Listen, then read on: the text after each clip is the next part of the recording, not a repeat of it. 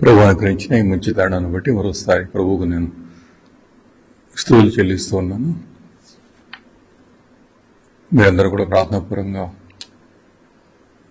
వచ్చారని ఈ రోజున వాక్య ధ్యానం కోసం మిమ్మల్ని మీరు సిద్ధం చేసుకున్నారని చెప్పేసి నేను నమ్ముతూ ఉన్నాను. ఎందుకంటే వాక్యాన్ని వినడం కోసం కూడా మనం సిద్ధపడాలి. హృదయం సిద్ధపడకపోతే దేవుని వాక్య బీజాలు అవి మనలో నాటబడటం కష్టం అవుతుంది. సిద్ధపడిన హృదయాలు దొన్నబడిన భూములో ఉంటాయి చేత వాక్యం విత్తినప్పుడు దానిలో నాటుకుని ఫలితం తప్పకుండా జరుగుతుంది. అలాంటి సిద్ధపడకుండా ఆత్మ అవుతాము మనం ఇప్పుడు కూడా కలిగి ఉంటే చాలా శ్రేయస్కరమే. ఓ మనిషి అంటే వ్యక్తిత్వము. వ్యక్తిత్వం అనేది అది క్రియలను బట్టి అవగాహన కలుగుతుంది. వ్యక్తిత్వాన్ని క్యారెక్టర్ని కొన్నిసార్లు మనం చెప్తూ ఉంటాం, మాట్లాడుతుంటాము. మనం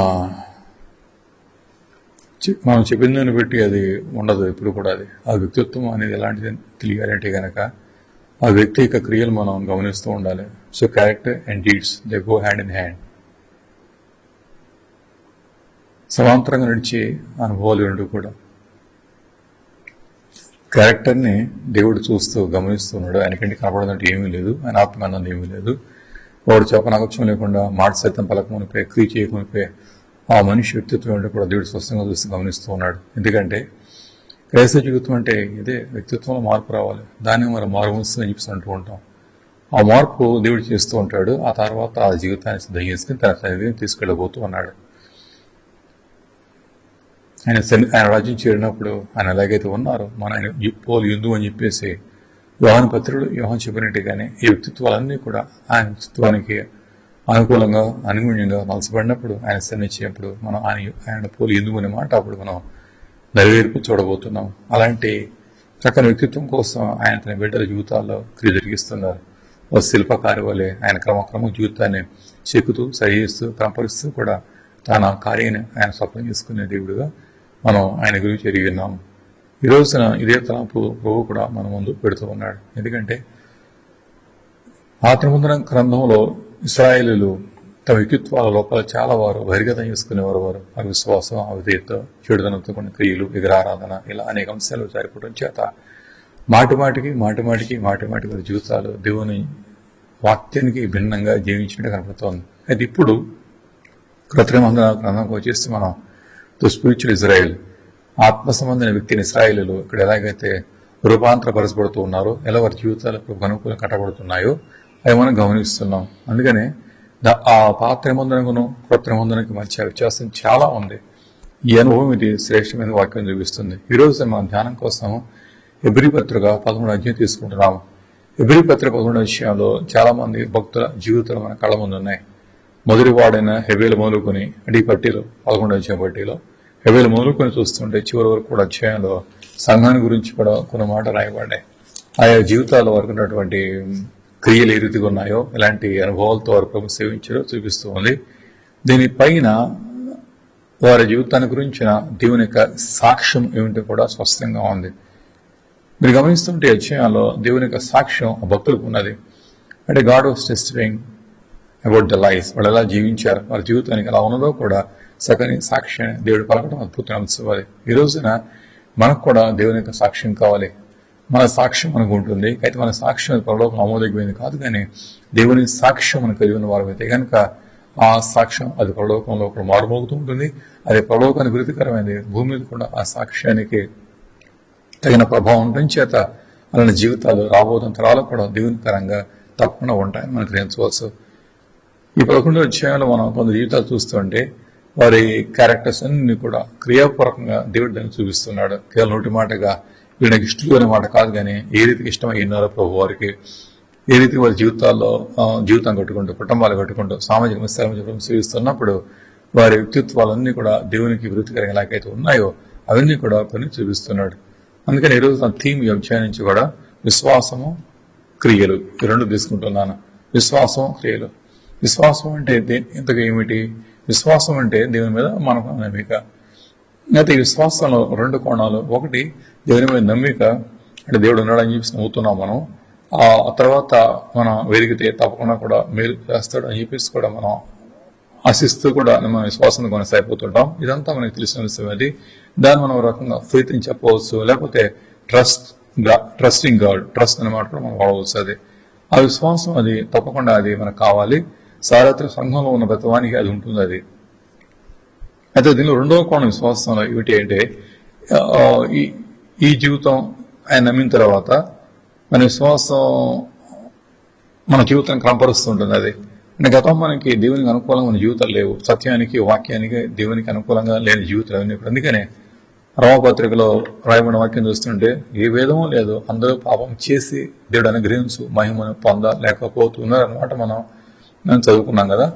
అలా విశ్వాసం దేవునికి అనుకూలమైన జీవితాన్ని ఎప్పుడు కూడా మనకు అనుగ్రహిస్తుంటుంది. అది ఒకప్పుడు లేదు ఈ జీవితంలో, ఇప్పుడు మళ్ళా దాన్ని పెంపాలు చేసుకుంటూ క్రమపరచబడుతూ కూడా through your faith, through my faith, నా ఈ జీవితాన్ని ఆయనకు అనుకూలంగా, అంటే ఈ వ్యక్తిత్వం ఆయనకు అనుకూలమైన వాక్యం చూపిస్తూ ఉంది, దాని వైపు మనం మలుచుకుంటూ ఉన్నాము. సో ఈ విశ్వాసమైన జీవితంలో బలమైన క్రియ జరిగిస్తుంది. ఎ స్ట్రాంగ్ వర్కినెస్, బలమైన క్రియ జరిగిస్తుంది. ఆ క్రియ మన పక్షంగా ఈ అద్భుతాలు మీడు ఆశ్చర్యాలు మాత్రం కాదు, కానీ మనలో క్రియ జరిగిస్తుంటుంది. అది సో రెండు రకాలుగా చూసుకోవచ్చు. సో మన విశ్వాసం దేవునితో మనకు సంబంధం కలిగిస్తూ ఉంది. ఆ తర్వాత దేవుని నుంచి మనకు కొన్ని అందుకోవడానికి కూడా అవకాశం కలిగిస్తుంది. అది మన కొరకు. అది తర్వాత విశ్వాసం రెండోది మనలో కూడా ఇది జరిగిస్తుంటుంది. ఆ విశ్వాసం అత్యంత ప్రధానమైనది. అది అందుకే దీని మీద మనసు పెడితే మన విశ్వాసానికి మన క్రియలకు కూడా అవినావ సంబంధం ఉండాలి. అలా ఉన్నట్లయితేనే ఇది సరైన ఫెయిత్ గా వాక్యం జీవిస్తుంది. అందుకనే యాకోబు పత్రికలో యాకోబు అన్నాడు కదా, విశ్వాసం క్రియలు లేకుండా అది మృతం అంటాడు. అది అలాంటి విశ్వాసం దెయ్యాల కూడా ఉందంటాడు, అవి మునుగుతున్నాయంటాడు. అందుకని ఈ మొదటి విశ్వాస సంబంధమైన కోణం మనకి అది సుపరిచితమైంది, తెలిసిందే, మన అందరికి అవగాహన నమ్మిస్తాం. అది దేవునితో సంబంధం, విశ్వాసం కలిగి ఉంటాము. తర్వాత ఆయన ద్వారా అనేక మేళ్లు, రక్షణ, స్వస్థ, సమాధానం, ఆత్మీయ మేలు, ఆర్థిక మేళ్లు, తర్వాత కుటుంబ సంబంధంగా సామాజిక అంశాలను పొందుకుంటున్నాం. అవన్నీ ఎక్కువ భాగాలు మన జీవితంలో పొందుకోబోతున్నాం. వాక్యం ద్వారా అవగాహన కలిగిన అంశాలే. అది అయితే రెండోది ప్రధానమైనది, మన నడబడిని జీవిత శైలంతటిని కూడా కంపరిస్తూ కూడా మార్పు తెచ్చే విశ్వాసం. అది ఈ విశ్వాసం గురించి చెప్పడం కోసం ఒకవేళ మనం అబ్రహాము జీవితం తీసుకుంటే, అబ్రహాము తన మొదటి పేరు అబ్రాము, తర్వాత పేరు అబ్రహాము. ఎవరు మార్చారు? దేవుడే మారుస్తున్నాడు. దేవుడు మార్చాడు అంటే నిజంగా అది షూర్లీ ఇన్హెరెంట్ చేంజ్. ఇది ఆయనలో మార్పు ఉంది. ఆ మార్పు సూచనగా, నాందిగా దేవుడు అబ్రహాం అనే పేరు అబ్రహాంకి ఇస్తున్నాడు. ఒకవేళ అబ్రహాం జీవితంలో గనక అంతర్గతంగా మార్పు లేనింటిది గనక దేవుడి పేరు మాత్రం మార్చేవాడు కాదు. ఇందుకోసం దేవుడికి మనిషి యొక్క పేరు గురించి అనేది ఎంత దిగు లేదు, కానీ నడవడి గురించి దేవుడు అక్కడ తీసుకుంటూ మాట్లాడుతూ ఉంటారు. సో అతని జీవితంలో ఎప్పుడైతే ఆ మార్పు కలిగిందో, అబ్రహాముగా ఎంచబట్టడానికి, ఫ్రెండ్ ఆఫ్ గాడ్, దేవుని స్నేహితుడిగా అతడు పిలవబట్టడానికి తన స్థితి కలిగిందో, ఆ రోజున దేవుడి నిబంధన చేస్తూ కూడా తన పేరు కూడా పూర్తిగా మార్చివేసి ఆ పేరు తనకి పెడుతూ ఉన్నారు. అంతర్గతమైన మార్పు అది క్రియాపూర్వకమైనది. అది లోపల కలిగిన మార్పును తప్పకుండా కూడా అది క్రియలు చూపిస్తుంటుంది. సో విశ్వాసము, క్రియలు కూడా ఈ రెండింటిని తీసుకుంటే మనం ఆ అంశానికి తగిన సాక్ష్యాలు 11 ఎవరి పత్రికలో చాలా ఉన్నాయి. ఆ క్రియలు అలాంటివి కూడా కొన్ని ఇక్కడ పౌలు మన కోసం ఉదహరిస్తూ ఉన్నాడు. 11వ అధ్యాయంలో చూస్తే మనం మొదటిగా మనకి ఉన్న పేరు సాక్ష్యం హనోకు జీవితం, హెబెలు జీవితము. 11:4 వాక్యాలు అంటాడు కదా, విశ్వాసం బట్టి హెబెలు కయ్యని కన్నా కూడా శ్రేష్టమైన బలి దేవునికి అర్పించాను. దేవుడు అతని అర్పణ గురించి సాక్ష్యం ఇచ్చినప్పుడు అతని విశ్వాసమును బట్టి నీతిమంతుడుగా సాక్ష్యము పొందాను. సో హెబెలు అర్పణ గురించి దేవుడు సాక్ష్యం పలుకుతూ ఉన్నాడు. మన విశ్వాసము క్రియాపూర్వక మెరుగత అవుతుంది. అందులో దేవుడు తీసుకున్న మొదటి అంశం అర్పణ. హెబెలు అర్పణ గురించి అంటున్నాడు. అర్పణలకు కూడా దేవుని వాక్యం ఎంత చోటు ఉందంటే ఖచ్చితంగా చోటు ఉంది. ఎందుకంటే ఒకని హృదయంలో ఉన్నదాన్ని బట్టి అతడు చేస్తూ ఉంటాడు. అలా దేవుని సన్నిధి వెళ్ళిన తర్వాత కేవలం ఒట్టుమాటగా దేవుని సేవించడం కాదు, కానీ అర్పణ సంబంధమైనగా, అంటే దేవుడు చేసి మేలు బట్టి, ఆయన ప్రేమను బట్టి కృతజ్ఞతాభావంతో ఆయనకి విషయం ఎలా స్పందిస్తున్నావు కూడా దాన్ని సూచించేదే నీ అర్పణ. వాట్ వి గివ్ దట్, మనం ఏమై ఉన్నామో అదే మనం ఇస్తూ ఉంటాం. హెబేలుకి అర్పణ శ్రేష్టమైనదిగా వాక్యం చూపిస్తోంది. సో దేవుడికి ఇచ్చే అర్పణ కూడా చాలా ప్రధానమైనవి. అందుకే దేవుడి లేఖన భాగంలో రాత్రి మందులు కానుకలని దశమ భాగాలు అని చెప్పి ప్రతిష్టార్పణలు, బలి అర్పణలు ఇలా అనేక అంశాలు పెడుతున్నాడు. దానివల్ల మనకి పరిశుద్ధ నీతి కలిగింది అనే పూర్తిగా మనం చెప్పలేము, కానీ తాత్కాలికమైన నీతి మనకు ఆపాదించబడినప్పటికీ కూడా దానిలో ఉన్న మరొక అంశం చూస్తుంటే మనం దేని మీద ఎక్కువమైన మనసు పెట్టకుండా దేవుని విషయాల్లో ఎలా మన కృతజ్ఞత తెలియజేస్తూ ఉండాలి కూడా, వీటన్నిటికీ కూడా అనుబంధమైన అంశాలుగా మనం వాటిని చదువుకోవచ్చు. సో మన అర్పణలు కూడా దేవుడు గమనిస్తూ ఉన్నాడు. విశ్వాసము అర్పిస్తూ ఉంది, విశ్వాసం అర్పణలు దేవునికి ఇస్తూ ఉంది. దేవునికి ఎక్కడిస్తూ ఉంది? ఆలయాలు, సంఘాలకు వెళ్ళి దేవుని యొక్క సముఖంలో చేరి దేవుడికి ఇచ్చే అర్పణల విషయంలో కూడా ఆయన తప్పకుండా కూడా సాక్ష్యం పలకబోతున్నాడు. ఈ రోజున ఈ 11వ అధ్యాయంలో మొదటి వాక్యం చూస్తున్నాడు. దేవుడు నీ అర్పణ విషయంలో ఎలాంటి సాక్ష్యం ఇస్తున్నాడు? హృదయం అర్పించుకోవాలి, మనసు సమర్పించుకోవాలి, జీవితాన్ని అప్పగించేసుకోవాలి, నీ సమయాన్ని కూడా దేవునికి అర్పించుకోవాలి. కొంతమందికి రోజు మొత్తం మీద కనీసం గంట దేవునికి ఇవ్వలేకపోతూ ఉంటారు, లేక అరగంట ఇవ్వలేకపోతుంటారు. పని పని పని పని అని చెప్పేసి ఇంట్లో పనులు, బయట పనులు తమనం అయిపోతూ ఉంటారు. అలాంటి వారికి మొదటి నాయకురాలు మార్త. ఆ గుంపులో మనం ఉండకూడదు. మరీ గుంపు ఒక గుంపు ఉంది, ఆ గుంపులో అడుగు పెడితే నీకు ఎంతో దీవెనకరంగా ఉంటుంది. సో అర్పణ విషయంలో నీ సమయాన్ని కూడా నువ్వు దేవునికి అర్పిస్తూ ఉండాలి. నీ తలంపులు, నీ ఆలోచన కూడా ఆయనకు అర్పిస్తూ ఉండాలి. Make the best of it to the lord. అత్యుత్తమైన దేవుడికి కూడా ప్రయత్నం చేయండి మీరు. అయితే అర్పణ విషయంలో చూస్తుండే ఇక్కడ అంటాడు కదా హేబెలు గురించి కూడా, అతడు శ్రేష్టమైన బలి. అర్పణ ఒక అంశము బలి లేదా కానుకలు. అర్పణలో చాలా అంశాలు ఉన్నాయి. అర్పణ ఒక అంశము బలి అర్పణ లేదా దేవునికి ఇచ్చి కానుక అర్పణ. అది కూడా చాలా ప్రధానమైనదిగా దేవుడు చూపిస్తున్నాడు. దేవునికి ఇవ్వాల్సిన కానుకలు, దశమ భాగాలు కూడా దేవుడు వాక్యం ద్వారా కూడా మనకి ఆయన చూపిస్తున్నా. వైవికాండం 27:30 వాక్యంలో అంటాడు కదా, భూధాన్యములోనేమి వృక్ష ఫలములోనేమి భూఫలములన్నిటిలో కూడా దశమ భాగం యెహోవా సొమ్ము, అది యెహోవాకు ప్రతిష్ఠితమని అంటాడు. సో దశమ భాగము లేదా కానుక లేదా అర్పణ అది దేవుంది. అది నెంబర్ 1 మొదటి మాట మనం గుర్తుపెట్టుకుందాం. ఇది ఆ తర్వాత మీరు లేవీకాండానికి వస్తే, సంఖ్యాకాండానికి వస్తే 27వ అధ్యాయంలో 18వ అధ్యాయంలో, సంఖ్యాకాండం 18వ అధ్యాయంలో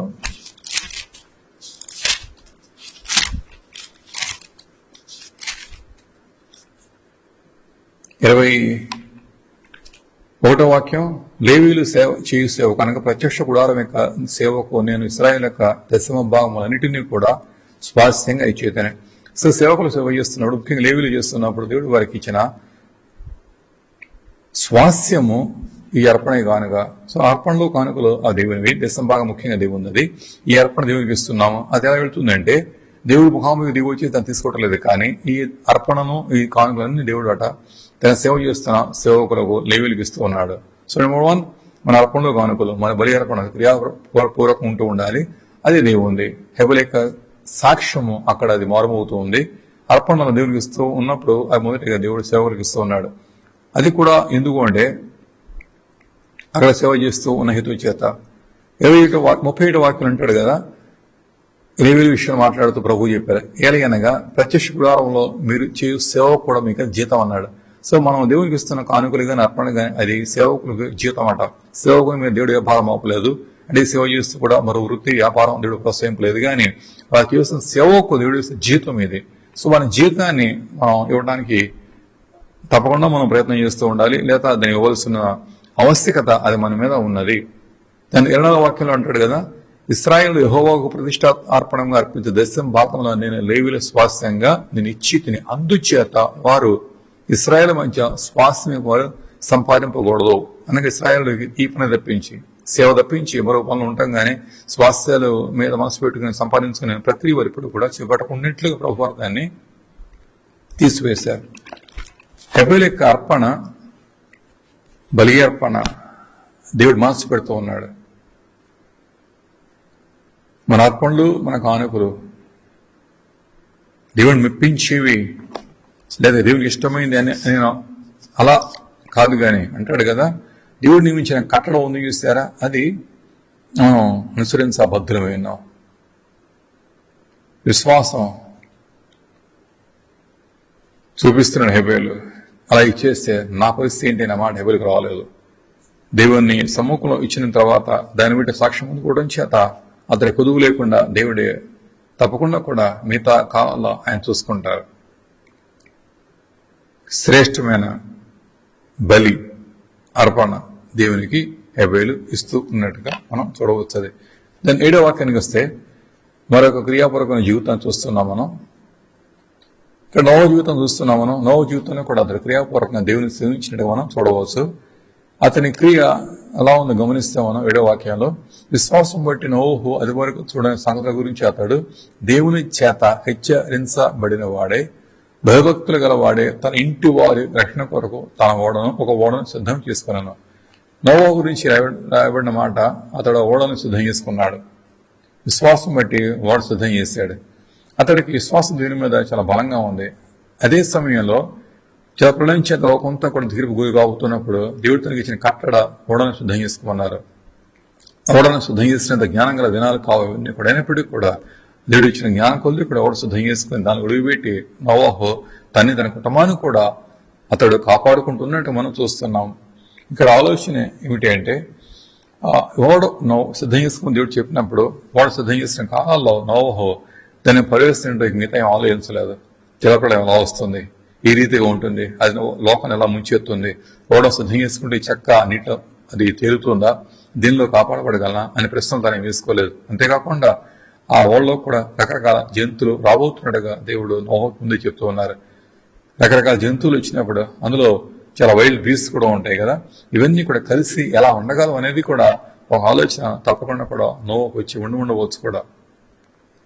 విష సర్పాలు మొదలుకొని, విష జంతువులు మొదలుకొని, అటవీక మృగాలు, తర్వాత ఇళ్లలో పెంచుకునే పెట్స్ కూడా అలా ఉంటాయి. ఇవన్నీ ఎలా కలిసి ఉండగలవు అనేది కూడా నోవహుకు ప్రశ్న వచ్చి ఉండవచ్చు. కానీ అతడు నమ్మిందల్లో ఒకటి, దేవుడు నాకు చెప్పాడు, చేస్తున్నాను అంటే విశ్వాసంలో ఉన్న విశ్వాస క్రియలో ఉన్న మరో కోణం చూస్తుంటే దేవుడు చెప్పింది చేసుకెళ్ళిపోవటమే కానీ దాని పరివేశం ఏమిటి అని అది ఆలోచించేది కాదు. దీన్ని మనం గుడ్డి విశ్వాసం, మూఢ నమ్మిక అని కాదు, కానీ దేవుని శక్తిని ఆధారం చేసుకునే విశ్వాసం మనం ఇన్నిసార్లు తీసుకోవాలి. దాన్ని ప్రభునికి ఏం చెప్పినా సరే వాక్యం ద్వారా మాట్లాడుతున్నప్పుడు, లేక దేవుడు ప్రత్యక్షంగా నీతో దర్శించి మాట్లాడినప్పుడు అది చేయటానికి తగినటువంటి శ్వాస విధేయత మనం తప్పకుండా కావాలి. దాని పరివేశనాలు ఏది ఎలా ఉండబోతుందో, ఎవరేమనుకుంటారో, దీన్ని ఇతర చేస్తే ఏమవుతుందో అని చెప్పేసి ఆ అన్వేషణ అంతటినీ కూడా పక్కన పెట్టేశాడు నోవహు.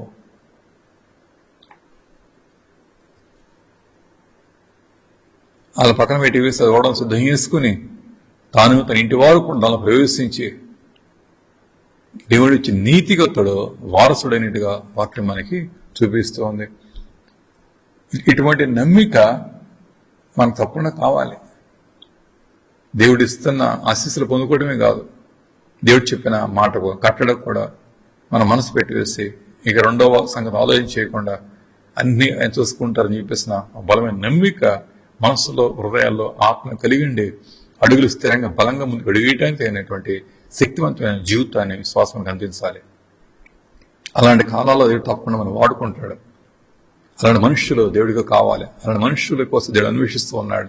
చెప్పిందల్లా చేసే మనసు గల మనుషుల కోసం వారు అన్వేషిస్తున్నారు. ఈ రోజున మనం దేవుళ్ళు అనేక పొందుకుంటున్నాము కూడా, అది మంచిదే. కానీ అక్కడ మాత్రం నా జీవితానికి పరిపూర్ణత రాదు. పరిపూర్ణత విశ్వాసం ఎక్కడ అందిస్తుంటే ఆయన వెంట నడిచేది. అందుకే నోవహు గురించి అంటాడు కదా, నోవహు దేవునితో నడుస్తున్నాడు. దేవుని ఎదుట నిలబడిన వ్యక్తి నోవహు.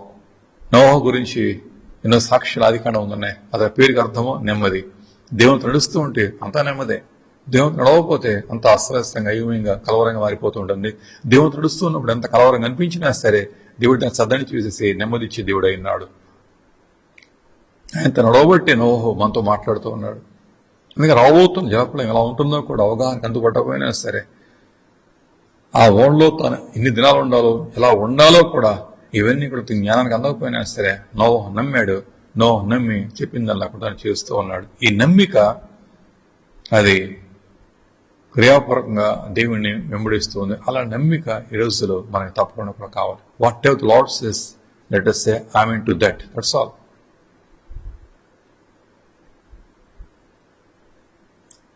ఇశ్రాయేలు దేవుడు 40 ఏళ్ల పాటు నడిపిస్తున్నప్పుడు అరణ్య మార్గాల్లో వారు వేసిన ఒక ప్రశ్న, ఈ ఎడాల్లో దేవుడు మాకు ఆహారం సిద్ధం చేయగలడా?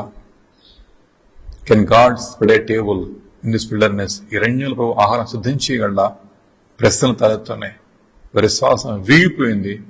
వారి శ్వాసం దేవుడు ఇచ్చిన ఘడియల్లో పొందుకొని స్థుతిస్తోందేమో కానీ మరొక వైపు చూస్తుంటే క్రియాపూర్వకంగా అడుగు ముందుకేయటానికి ఏమాత్రం కూడా అది ఇసుమంతైన స్వాన్ని ప్రోత్సహించలేక, అందుకని వారు రాలిపోయారు. వాళ్ళు ప్రభు ఇచ్చిన మన్నా తిన్నారు, ప్రభు ఇచ్చిన నీరు తాగారు, ప్రభు చేసిన అద్భుతాలు చాలా చేశారు. కానీ విశ్వాసం అసంపూర్ణ అవటం చేత వారి క్రియల్లో జీవిత నడవడులు తేలిపోవడం చేత వారు అద్దరు చేరుకోలేపారు వారు. అందుకని ఇక్కడ చూస్తున్న నోహు గురించి, అతడు ఏ రకమైన సంకోచం లేకుండా ప్రభు ఇచ్చిన తలంపును బట్టి లేక వాక్కును బట్టి ఆజ్ఞను బట్టి అతడు అడుగు ముందుకు వస్తున్నాడే కానీ దాని గురించిన ప్రవేశనాలు కానీ కాన్సిక్వెన్సెస్ కానీ ఏది కూడా అతను మనసు పెట్టి తలంచిన వాడు కాదు. అపవాది చేసే కుయుక్తి మన జీవితాల్లో దేవుని స్వరమైన తర్వాత దాని గురించి విశ్లేషణ వివరణ కోరుకునేట్టుగా మనం చేస్తూ ఉంటుంది. ఇది ఎలా ఉండబోతుంది, అది ఎలా ఉండబోతుంది అని చెప్పేసి. Nothing shall go wrong when you obey the Lord's word. ఆయన మాట ఉన్నప్పుడు ఏది కూడా మార్గం తప్పదు, ఏది కూడా తప్పిదంగా జరగడం అసాధ్యం అని చెప్పి గ్రహించాలి మనం. సో నవ్వుకున్న ఫెయిత్ ఈ రోజుల్లో అది మనకు కూడా కావాలి. మూడోదిగా చూస్తే మన 11:8 వాక్యంలో అబ్రహాము గురించి ఇవ్వబడిన బలమైన మాట ఉంది కదా. అబ్రహాము పిలువబడినప్పుడు విశ్వాసం బట్టి ఆ పిలుపునకు లోబడి తన స్వాస్థ్యంగా పొందనైన ప్రదేశమునకు అతడు బయలు వెళ్ళిన, మరియు ఎక్కడికి వెళ్ళవలనో ఎరగకని అతడు బయలు వెళ్ళాను. అబ్రహాము విశ్వాసంలో ఉన్న కోణాన్ని ప్రభు చూపిస్తూ ఉన్నారు కదా. అతడు దేవుడు నమ్మాడు. అదే సమయంలో క్రియాపూర్వకంగా అతడు అడుగు ముందుకు వేస్తూ ఉన్నాడు. ఎందుకంటే స్వాస్థ్యంగా పొందదైన దేశం ఏదో తిరిగిపోయినా సరే అతడు బయలు వెళ్తున్నాడు. అతడు విసించిన కల్దీల ఊరైన పట్టణం చాలా చక్కని పట్టణము, లేక ఆ రోజుల్లో ఎంతో విరాజిల్లిన పట్టణంగా చరిత్ర చెబుతూ ఉంది. సమృద్ధి అయిన ఆశీస్సులున్న పట్టణం ఏది. అది విడిచి మరో పట్టణం వెళ్ళాలంటే మార్గం అగుమిగోచరంగా ఉంది. వెళ్ళబోతున్న దేశం కాలం దేశం అంత అనుకూలమైన ఏమి కాదు. అక్కడ శత్రు వర్గాలు వారంతమంది విశ్వసిస్తున్నట్టుగా మనం చూడవచ్చు. మనకు అవగాహన కూడా ఉంది. ఇప్పుడు అతను ఆ దేశానికి అతను బయలు పెడుతున్నాడు. ఒక రకంగా చెప్పాలంటే అబ్రహాముకి 8వ వాక్యం అంటాడు చూసారా, ఎక్కడ వెళ్ళవలనో అది ఎరుగకునే అతడు బయలు వెళ్ళాడు. ఎటు వెళ్ళాలి, ఎలా వెళ్ళాలి, ఇక్కడ ఉండబోతున్నాడు. ఇవన్నీ తనకేమీ కూడా ఏమి ప్రశ్నలు మనసు తరతలేదు. Why, when, where, what, how, ఏ మాటలు ఒకటే ప్రభు చెప్పారు. తను బయలు వెళ్తున్నాడు. అతడు క్రియలు చూస్తుంటే దేవుని శక్తిని సంపూర్ణంగా ఆధారం చేసుకునే వ్యక్తిగా మనకు అవగాహన కలుగుతుంది. ఆ దేశంలో శత్రు వర్గాలు ఎంతమంది ఉన్నారు. తను వెళ్ళి అక్కడ ఎలా వసించగలడు. తను వెళ్తున్న అన్యునికి వెళ్తూ ఉన్నాడు ఆ దేశానికి. తన దేవుడు ఎలా కాపాడుకోబోతున్నాడు, తను ఎలా కాపాడుకోవాలి. ఓ రకంగా అబ్రహాముకి ఆ దేశం వాగ్దాన దేశం అనేది అది ఇట్స్ లైక్ ఫ్యాంటమ్ వరల్డ్. అంటే తన ఒక కళ ప్రపంచంగా ఆ భాగాల్లో అతడు చూడాలి, ఎంచుకోవాలి. రియాలిటీ వేరుగా ఉంది, ప్రభు వాగ్దానం వేరుగా ఉంది, ప్రభు చిత్తం ప్రభు మాట వేరుగా ఉంది. కొన్ని పర్యాలు మన జీవితంలో దేవుడు చెప్పేది రియాలిటీ రెండు పరస్పర విరుద్ధంగా ఉంటాయి. ఆయన ఒకటి చెప్తూ ఉంటారు, ఇక్కడ పరిస్థితి వేరుగా ఉంటుంది. అయితే ప్రభు చెప్పినప్పుడు మాత్రం ఆయన పరిస్థితులు ఆధారం చేసుకుని చెప్పేవాడు కాదు. ఆయన తన శక్తిని బట్టి తను ఏం చేయగలడో కూడా దాన్ని బట్టి ఆయన మాట్లాడతారు. సో రియాలిటీ ఏముంటుందంటే ఇదిలా ఉంది కదా అంటూ ఉంటుంది, కానీ వాగ్దానం ఏముంటుందంటే దేవుడు చూసుకుంటాడు అంతే. రెండింటికి కూడా ఎప్పుడూ కూడా పరస్పర సంఘర్షణ ఉంటుంది. ఆ సంఘర్షణలో నీ ఆత్మ చిక్కుపడి అన్నది కూడా కొట్టుకుని పోకుండా చూసుకోవాలి. పరిస్థితులతో మాట్లాడే పరిస్థితుల మీద నడిచి వెళ్ళి విశ్వాసం అబ్రహాము కలిగి ఉండటం చేస్తాడు. ఆ వాగ్దాన దేశం అయిపోతే అడుగులు వేస్తూ ముందుకెళ్ళిపోతున్నాడు. కట్టుకుని భార్య సారా ప్రశ్న ఇవ్వచ్చు, తోబుట్టు లోతు ఒకవేళ వెనక లాగవచ్చు. ఇప్పుడు 6 దినాలు చూస్తూ ఉంటే ఎంట పుట్టిన పనివారిసేదో ఒకవేళ ఏకీవింపు లేని పరిస్థితి కలగవచ్చు. ఎవరెన్ని ఎలా ఉన్నప్పటికీ కూడా తన మనస్సు చాలా స్థిరచిత్తం అవటం చేత అబ్రహాము గారు అతను ముందుకే వెళ్ళిపోతున్నాడు. సో విశ్వాసం సంబంధించిన అనుభవాలు మంచి చూస్తూ ఉంటే మన క్రియలు మన విశ్వాసం అవునో కాదో కూడా అది చెబుతాయి. మన నోటి మాట కాదు. మనం పొందుకున్న మేళ్లు కాదు, అవన్నీ దేవుడు ప్రేమతో అనేక ఇస్తూ ఉంటాడు. దేవుడు లోకాన్ని ప్రేమించి ఎన్నో ఇస్తూ ఉన్నారు, ఆయన నీకు ఇస్తారు ఆశ్రయించి అడిగితే. కానీ అంత మించింది నీ క్రియలే. The way how walk and talk, నువ్వెలా మాట్లాడుతున్నావో, నువ్వే మాట్లాడుతున్నావో, నేను నడుస్తున్నావు, ఇవే నువ్వు విశ్వాసం అవునో కాదో కూడా అవి రుజువుగా పలుకుతూ ఉంటాయి. అబ్రహాము గారికి దేవుడు చెప్పినప్పుడు తన బయలు వెళుతూ ఉన్నాడు. అతని నమ్మిక దేవుని యొక్క పిలుపు మీద ఉంది, ప్రణాళిక మీద ఉంది, శక్తి మీద ఉంది, అనే ఉద్దేశాల మీద కూడా ఉంది. తాను అలా బయలు వెళ్ళి ముందుకు వెళ్తూ ఉన్నాడు. దేవుడు ఎక్కడక్కడ అబ్రహం సిగ్గుపరచలేదు, కానీ తన తలపైకి తింపు చేసి అద్భుతంగా దీవించి ఆ వాగ్దానం దేశస్తుల ప్రభుత్వాన్ని స్థిరపరుస్తూ వచ్చారు. సో క్రియలు చూస్తూ ఉంటే మన విశ్వాసానికి ప్రతిబింబముగా ఉన్నాయి. The reflect of faith. క్రియలు మించి విశ్వాసం అనుకుంటాం, సాధ్యమేది. అంతమించి విశ్వాసం మనం ఉందనుకోవడం కూడా పొరపాటు అవుతుంది. అందుకని వచ్చాడు పోలంటాడు కదా, ఒకటి తను ఎంత ఎంచుకోవాలో విశ్వాసంలో తనంతా ఎంచుకోవాలి. అధికంగా ఎంచుకోవడానికి అవకాశం లేదు. నువ్వు ఎలా ఎంచుకోవాలో నిర్ణయించేదే నీ క్రియలే.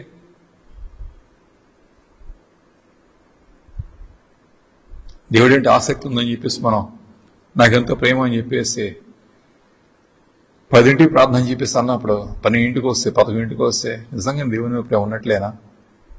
సంఘానికి కొన్ని పర్యాలు మనం చూసి గమనిస్తుంటే కొందరు చాలా ఆలోచనగా వస్తూ ఉంటారు. సమయం ఉండి కూడా, అవకాశం ఉండి కూడా, పరిస్థితులు అనుకూలించి కూడా 10 అంటే 11, 12 చేస్తూ ఉంటారు. అలాంటి వాళ్ళు వచ్చేసి దేవుడంటే మాకు చాలా ప్రేమ అని చెప్పేసి అన్నప్పుడు ఈ మాట ఆ క్రియ అసలు పొసుతాయా? నిజమైన ఆసక్తిలో ఉంటే కనుక క్రియాపూర్వకం ప్రభు చేయడం కోసం అడుగు ముందుకు ఎందుకు వెళ్ళకపోతున్నావు? Why? What made you to take the second step? అందుకని క్రియలే మాట్లాడతాయి అసలు విశ్వాసం ఉందో లేదని చెప్పేసి. 4వది గమనిస్తుంటే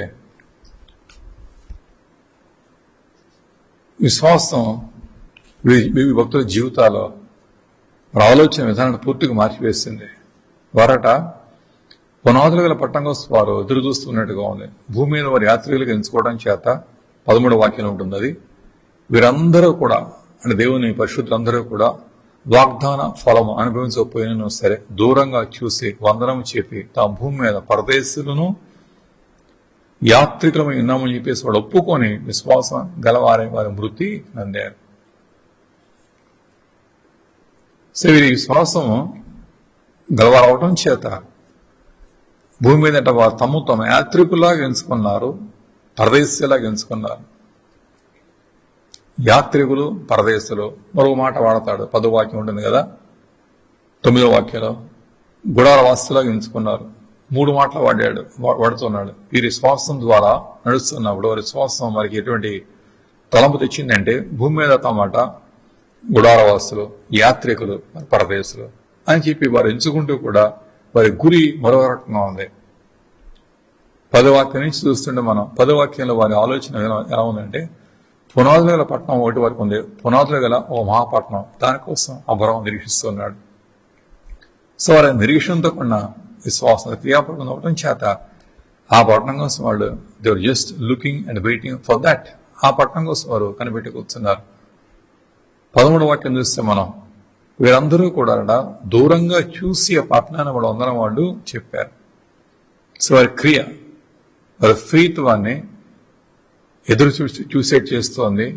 వారి విశ్వాసంతో వారు దాన్ని చూసి దూరంగా చూసుకోరు, అందరం చెబుతూ ఉన్నారు. తర్వాత 14వ వాక్యమైన వాళ్ళు వారందరూ కూడా స్వదేశాన్ని వాళ్ళు వెతుకుతూ ఉన్నారు. ఈ భూమి మీద దేన్ని వెతకట్లేదు కానీ వారు స్వదేశాన్ని వారు వెతుకుతూ ఉన్నారు.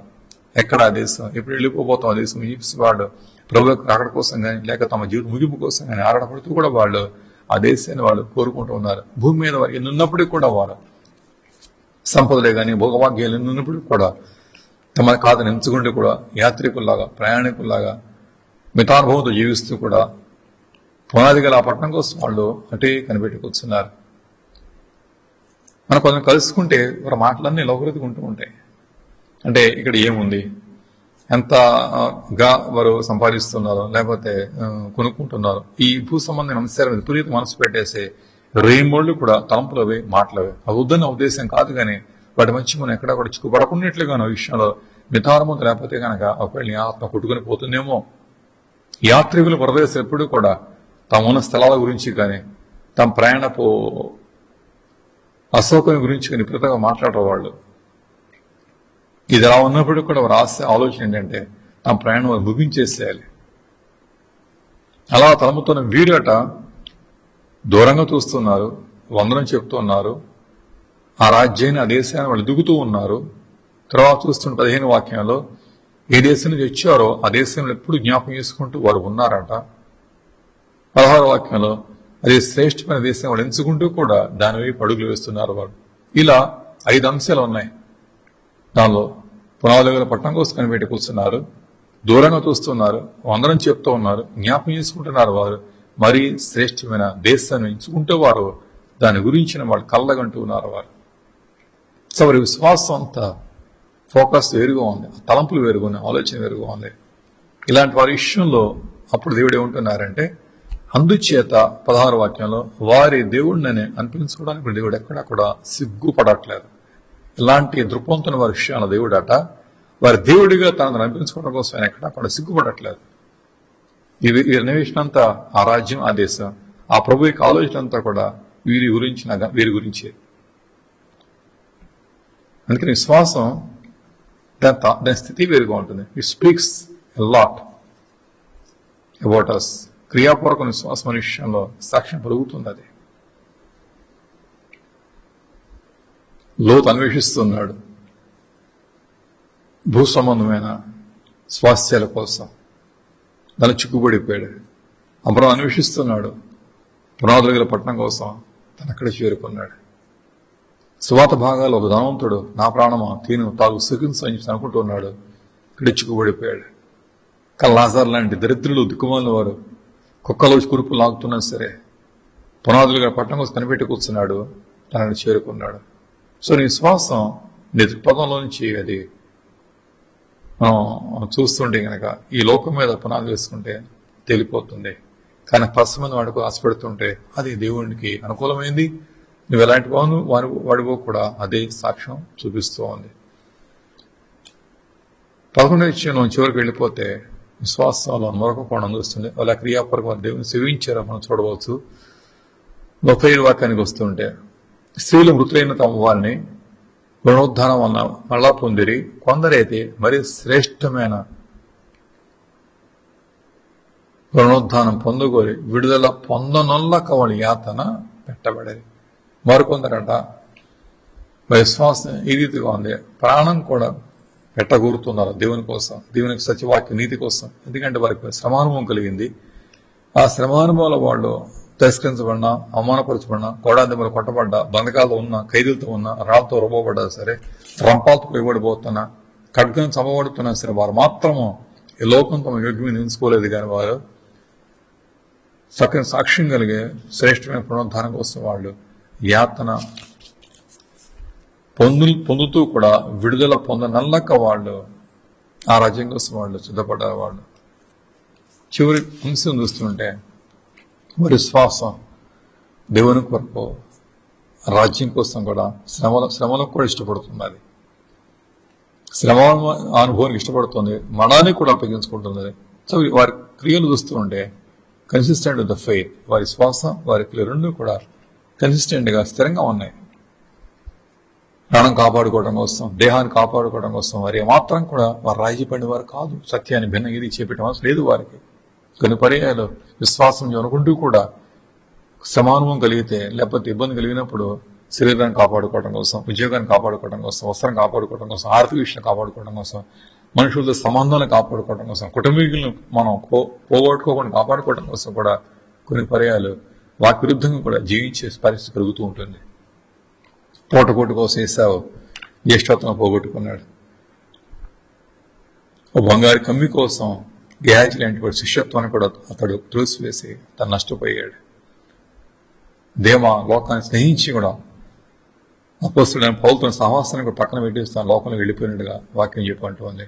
కానీ ఈ గుంపు ఉంది చూసారా, హెబ్రీ పత్రికల గుంపు, అది వారి క్రియలు చాలా స్పష్టంగా చూపిస్తున్నాయి. మరి విశ్వాసం అవునో కాదో కూడా ది సఫర్డ్ ఎ లాట్, చాలా శ్రమపడ్డపడ్డారు వాళ్ళు. అయినప్పటికీ కూడా ఎక్కడా రాజీ పడేవారు కాదు. కానీ తమకున్నటువంటి విశ్వాసంలో వారు ఒక్కడుగు కూడా అటు ఇటు దింకిన వారు కాదు. ఆ పవిత్రత, ఆ నీతి యథార్థ సంపాదించుకుంటూ కూడా దేవుని సన్ని చేరినప్పుడు సాక్ష్యం పొందుకోవటం కోసం వారు ఆశ పడుతూ కూడా అడుగులు వేస్తున్నారు. వారి క్రియలు మాట్లాడుతున్నాయి. They speak a lot. వారు చనిపోయారు కానీ వారి క్రియలు మాత్రం మాట్లాడుతూ ఉన్నాయి. నీ విశ్వాసం మౌనంగా ఒంటిగా ఉండదు. అది మాట్లాడుతుంది. నీ జీవితం ఎప్పుడైనా కావచ్చు, నీ జీవితం ముగింపు తర్వాతైనా సరే నీ విషయాల్లో నీ ఫెయిత్ సాక్ష్యం పలుకుతూ ఉండాలి, ఉంటుంది కూడా. అది అందుకే 11వ అధ్యాయం అంతా చూస్తుంటే మనం విశ్వాస వీరుల పట్టి అని అంటారు కానీ విశ్వాస వీళ్ళ పట్టి నిజమే. అదే సమయంలో అది వారి క్రియల గురించి కూడా అది సాక్ష్యం పలుకుతుంది. రెండింటిని కూడా మనం కలిపి చదువుకోవాలి. విశ్వాసం, క్రియలు రెండు కూడా they go hand in hand. అలా ఉన్న విశ్వాసం ఆ దేవుడికి ఎంతో తృప్తికరమైన వాక్యం చూపిస్తోంది. హెబ్రీ పత్రిక 1-2-3 అధ్యాయాలు చూస్తుంటే 2-3 అధ్యాయం చూస్తుంటే అక్కడ ఇశ్రాయేల్ యొక్క వారి యొక్క అవిశ్వాసం, అవిధేయత ఎంతగా 3వ అధ్యాయం ముఖ్యంగా 4వ అధ్యాయంలో కూడా వారి విశ్వాసం ఎంతగా పాడైపోయిందో కూడా ఎంత జారిపోయిన క్రియాపూర్వకంగా మనకు చూపిస్తూ ఉన్నాడు పౌలు. అయితే ఆ ఇశ్రాయేల్ ఊడిపోయి విఫలం చెందారే కానీ 11వ అధ్యాయం ఉందన్న ద ట్రూ స్పిరిచువల్ ఇజ్రాయేల్, నిజమైన ఆత్మసంబంధమైన విశ్వాసంతో ఉన్న ఇజ్రాయేల్ ఎలా జయించాడో కూడా మనకు చూడవచ్చు. వారైతే క్రియలు లేకుండా జారిపోయారు. వీరి అయితే క్రియాపూర్వకంగా దేవుని శివిటం చేత వారు త్వరలో సాక్ష్యం పొందినట్టుగా మనం చూడవచ్చు. సో ఈ పత్రికలో ఆరంభంలో ఉన్న ఇశ్రాయేల్ ఏమో కానం చేరుకోలేపారు, సాక్ష్యం పలకలేకపోతున్నారు. మనకు ఉపయోగకరంగా వారి జీవితాలు కనపడకుండా పోతున్నాయి. పరలోక సంబంధమైన పరిమళాలు వారు వెదజలేకపోతున్నారు. కానీ ప్రభు సంఘంలో చేస్తున్న మీరు మోహపరుస్తుంటే వారు ఆ ప్రభుని అలా క్రియాపూర్వకంగా శివటం చేత పరిమళాలు వెదజలుతున్నాయి, సాక్షిపోతూ ఉంటూ ఉన్నారు. లోకానికి కూడా వారి జీవితాలు చక్కని సందేశాన్ని ఇస్తూ ఉన్నాయి. ఇలాంటి రెండో గుంపులోకి మనం అడుగు పెట్టేసి తప్పకుండా కూడా మన దేవుని బాధ్యత, ఆవశ్యకత మనకి ఉన్నది. సో విశ్వాసము అది క్రియాపూర్వకమైనది. క్రియలేనిటిది కనుక ఈ విశ్వాసం అది మృత తుల్యమైనదిగా వాక్యం చూపిస్తోంది. అలాంటి క్రియాపూర్వక విశ్వాసాన్ని ప్రభువారు మనకు అనుగ్రహించిన కాక దానికోసం మనం ప్రార్థన చేద్దాం, పోరాడదాం, ప్రయాసపడదాం. నీ ఫెయిత్ ఈ రీతిగా ఉండాలి. ఎలా హెబెల్ సేవిస్తున్నాడు, ఎలా నోవా సేవించాడు, అబ్రహాము సేవిస్తున్నాడు, ఎలా భక్తులు సేవించారు, ఎలా కృత్రిమందున సంఘం ప్రభు వెంబడిస్తుందో కూడా ఆ కవుల్లోకి, ఆ లెక్కలోకి మనం కూడా ప్రభుని వెంబడిస్తూ కూడా దానిలోకి మనం అడుగు పెట్టాలి. అలాంటి కృప దేవుడు మనకి సమృద్ధిగా అనుగ్రహించిన కాక ఆమేన్. తండ్రి, ఈ రోజున నీ మార్గంలో కొనసాగుతున్నావా, నీ బిడ్డలు కొనసాగుతున్నా ప్రార్థన చేస్తున్నాను. సాక్షులన్నీ మా ముందున్నాయి కనుక జ్ఞాపకం చేసుకుంటూ కూడా ప్రతి శ్వాస కూడా భక్తులు ఎలాగే నడిచారు అక్కడ ఇదిగో హెబెల్ మొదలుకొని భక్తులు ఎలా కొనసాగలుగుతున్నారు, సాక్షులు పంచిపెడుతున్నారు. అలా నడిచి అనుభవం కలిగించాలని చెప్పేసి ప్రార్థన చేస్తున్నాను. మందకు మాదిరిగా ఉన్న గుంపు ముందు ఉంది కనుక ఆ మార్గంలో కొనసాగే భాగ్యం అందరికీ అనుగ్రహించాలని చెప్పి ప్రార్థన చేస్తున్నాను. ఇది ఆశీర్వాద సంఘంలో మెండి ఉంచండి. ప్రార్థన చేస్తున్నాను. ప్రతివాని కర్త చేస్తండి. నీ బిడ్డలు నీ వారి జీవిత ఆశీస్సాంశాలు అనేక ఉన్నాయి. దాన్ని గుప్పిలు తెరవండి, కార్యం జరిగించండి. వ్యక్తిగతంగా, కుటుంబపరంగా, యవనస్తుల యొక్క జీవిత విషయాల్లోనూ చదువుల్లో కూడా సహాయం చేయాలని చెప్పి ప్రార్థన చేస్తున్నాను. ఏదైనా సరే సమస్యతో పరిష్కారం కలిగించాలని ప్రత్యేక అడుగుతున్నాను మాత్రండి. అదే సమయంలో అనారోగ్యంతో మీరు ముట్టి బాగు చేయండి, స్వస్థప అనివేగానికి మీరు జరిగించాలని చెప్పేసి ప్రార్థన చేస్తున్నాను. ఈ తెగులు అంటకుండా సమీపించకుండా సహాయం చేయండి తండ్రి. బలమైన ఆయుష్ వారికి అంతగా దయచేయండి. అవన్నీ కూడా ముట్టి బాగు చేయండి. దుఃఖపడకుండా ఎంతకు వస్తే ఓదార్పు నుంచి పనం గనక దుఃఖంతో విశ్వాసంతో ఎందుకు వచ్చి నీ వల్ల ఓదార్పు నుండి భాగ్యం అనుగ్రహించాలని ప్రార్థన చేస్తున్నాను మా తండ్రి. రోగంతో పడవేసి వ్యక్తిని పేరు తాగుతుండగా వాళ్ళ టచ్ చేసి శక్తిని ఆరోగ్యాన్ని అనుగ్రహించాలని కోరుకుంటున్నాను. తిరిగి మళ్ళా మీ కలిసి వరకు కూడా ఈ సంపూర్ణ భద్రతకు క్షేమానికి సంఘం అప్పగిస్తుండగా మీరు మహే పొందాలని కోరుకుంటూ క్రీస్తు నామమున ప్రార్థన చేస్తున్నాను తండ్రి. ఆమేన్, ఆమేన్.